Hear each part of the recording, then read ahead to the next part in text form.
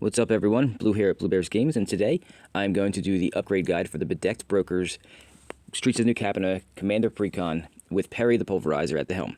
I had mentioned in yesterday's unboxing video of the deck that this deck focuses on counters, but not necessarily +1/+1 counters. It focuses on spreading out different counters. So that's what I'm going to focus on for this upgrade guide. So let's start this off with the lands. And with the lands, this thing needs some mana fixing. And these aren't going to count as... I'm not going to focus on counters just yet on these. I'm going to do mana fixing with some tri-lands. I'm going to show you Sparrow's Headquarters, Treva's Ruins, which is a lair from Planeshift, and then Ace and Abbey from Homelands. It's not really a tri-land so much as it's a filter land for the 3 colors. But you've got mana fixing also in the dual land section, so I've shown you Hallowed Fountain here and Deserted Beach. I like these new Innistrad Midnight Hunt lands. They're actually quite decent for mana fixing on a budget. But we're going to talk about some counter mana fixing now. So the first one I'm going to mention is Gemstone Mine. It uses mining counters, and we're going to show you, or I'm going to show you ways to put more on it, but it helps mana fix that way. You have storage counters with a card called City of Shadows. I'm not going to show you that because it's a reserve list card and it's a $100 card, but I'm going to mention it. So I'll show you other things with storage counters like Calciform Pools, and there is one for each dual land color combination that you can use for the deck, and then there's also a colorless one as well, and it has storage counters, and you can remove storage counters and add mana to your mana pool by removing storage counters and adding as many as you removed. You got something like Tendo Ice Bridge, which uses charge counters, and I feel like that should have actually been ice counters and not charge counters, but whatever. You've got energy counters with Aether Hub, and then you've got other things that you can use that are not mana fixing. They're a little bit more utility that uses counter as well. And they did give us some pretty good ones in the precon itself. They gave us Karn's Bastion and Nesting Ground, which I was going to suggest if it wasn't in there. But you've also got something like Dark Depths, which uses ice counters, and then it can give you a 20/20 creature that could be a game ender. You have Blast Zone, which can be removal, and it uses charge counters. And then you've got Urza Saga, which we all know, a newer card. It's really good, and it uses lure counters. And then the last card I'm going to mention is not a counter one, but in a deck like this, a Rogue's Passage, and for a lot of decks that are based on combat-based ending of games or win cons, Rogue's Passage is a great one. As far as ramp goes, I normally, because we're in green, would mention ramp spells from green, but I actually want to follow the different kind of counters theme, so I'm going to show you a couple of different rocks that use counters instead. One thing to note, you sadly cannot use time counter stuff, so no suspend cards, because the actual ability of Perry means that they have to be in play, and those are exiled, so you can't use them. But let's start with some. Astral Cornucopia uses charge counters. You've got Empowered Auto Generator. I think that was in Commander 2021. Component Pouch obviously uses component counters. Dragon's Horde uses gold counters. Lotus Blossom, a good one. It was just put in, I believe, the new remastered Dominaria remastered set, uses petal counters. Pyramid of the Pantheon uses brick counters. Strixhaven Stadium uses point counters. It's not necessarily a win con and a ramp card, but it's a little bit of both, so it's got ramp, but it also has one of those conditions where you can knock one player out of the game. And then the final one I'm going to mention here is Replicating Ring. Uses night counters, and it's a good option here. And again, they're not optimized. This deck is more memeish for me. I actually think this is more of a fun style deck than an auto, like, just try to win deck. So some suggestions there for the ramp. Some creatures that I would suggest here as far as going with this different kind of counters theme. We're going to start with Lysel, Vlacus Champion, and even Pure Imaginary Friend. They are add an additional counter if something comes into play. So if it comes into play with 3 +1/+1 counters, it'll come in with 4. If it comes in with a shield counter, it'll come in with 2. That's an interesting little ability. Not a lot of things do that, but some things do. You've also got Falcon Spara Pact Weaver. It removes counters to be able to cast spells from the top of your library, which is kind of cool. Kodama of the West Tree, and remember that any counters count as a card being modified, so that his ability, or its ability, counts as things being modified. Luminous Broodmoth brings creatures back with flying counters, which is always good. Good keyword abilities there. Arixmethus, the Lumbering Isle, comes into play with slumber counters. It's sort of ramp because it's a creature, but it's also a land. It's a little weird. It's kind of like a mana dork. Vorinclex, Monstrous Raider, doubles counters, and we always like doubling counters. Yisin, the Wanderer Bard, is a good one. Comes into play with, or it gets verse counters, and then it's kind of a tutor for creatures. And I know that a lot of budget players like to use that as a budget competitive EDH deck. Hex Drinker has level counters. Scavenge Brawler is a good one. You can exile from the grave, and you can put 5 different types of counters on a creature. A lot of keyword ability ones and +1/+1 counters. And speaking of +1/+1 counters, it's kind of vast, so I didn't want to get too far into it, but there are some creatures that you can add in here that tap to add mana as ramp. So they already added one here, but I'm going to mention Gyre Sage is a good one because he can evolve, he gets bigger, and then he can tap to add mana equal to the number of +1/+1 counters on him. So one last thing I want to mention here. I said it earlier that I'm going to be able to put counters on things that need them, like the lands that could use them, like the storage counters and Aether Hub and all that. Proliferate creatures are good. They already put Evolution Stage in here, so there are others that they didn't add, like Plague Maul Beast and Viral Drake, so they would be good for this as well. As far as spell upgrades go, we know for a fact that white and green have great removal spells. So things like Wrath of God, good board wipe, plenty of target removal like Swords to Plowshares and Beast Within. I had that up there for you. But an interesting board wipe that I found was Promise of Loyalty. So I'll have it up there for you to read, but it puts a Vow counter on one creature for each player and then destroys the rest and prevents the creatures with that counter on them from attacking you. So that's a pretty cool one there. As far as other spells, though, most of the spells that deal with counters deal with +1/+1 counters. There are a couple cool ones, though. We have Ruinous Intrusion. It's removal. It gets rid of an artifact or enchantment, and it gives +1/+1 counters. Neoform. It's a tutor that also gives +1/+1 counters. And then one of the ones that's not really one that gives counters, but it works with counters is Inspiring Call. It's a card draw spell that lets you draw cards equal to the number of creatures you control with +1/+1 counters, and gives them those creatures indestructible.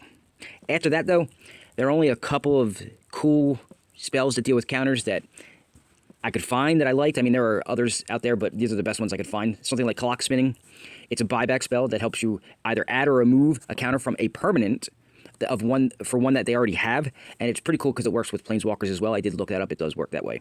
The last one I'm going to mention is Invoke the Ancients, though. It's a 5 to cast spell that creates 2 4/5s, which actually isn't too bad, and then you can put one of 4 different keyword ability counters on each of those creatures, which will help spread out the different types of counters you have for Perry's ability.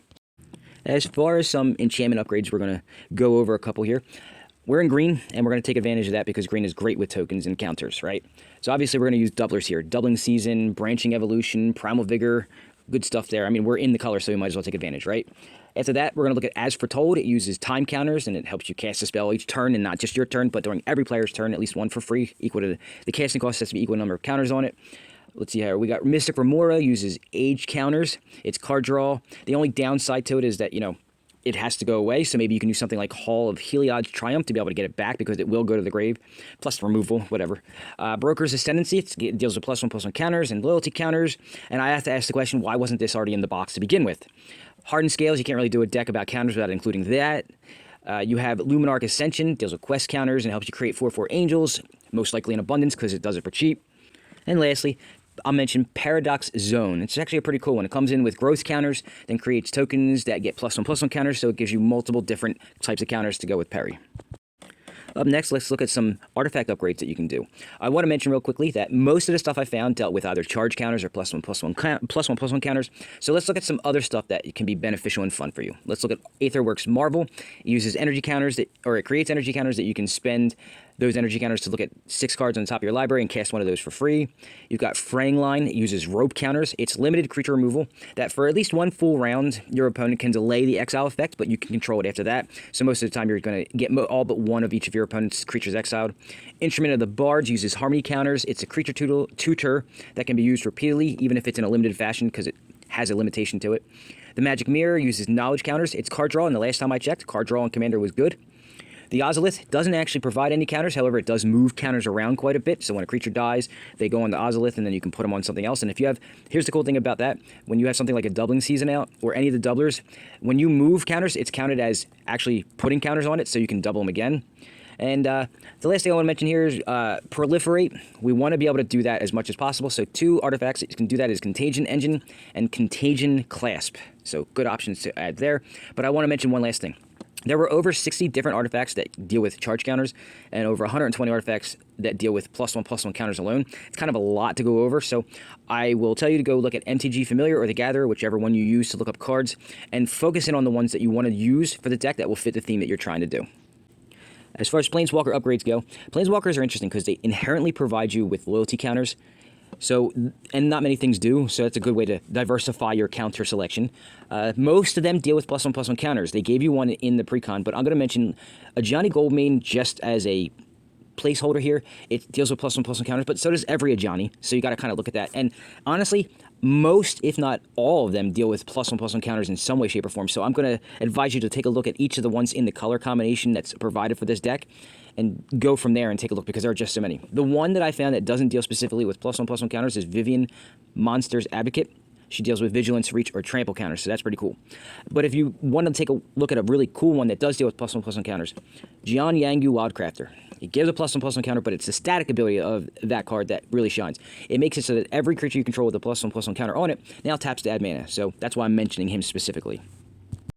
Now, lastly, let's look at some win cons here. And you know I'm going to mention things that deal with different kinds of counters, of course. So let's start with Azor's Elocutors, deals with filibuster counters. You get one every upkeep, and unfortunately you can lose them off the creature for each time a source deals damage to you, but you need 5 on it to win, but you can only do it during your upkeep. And all the ones I'm going to mention, you can only win games on your upkeep. So let's move on.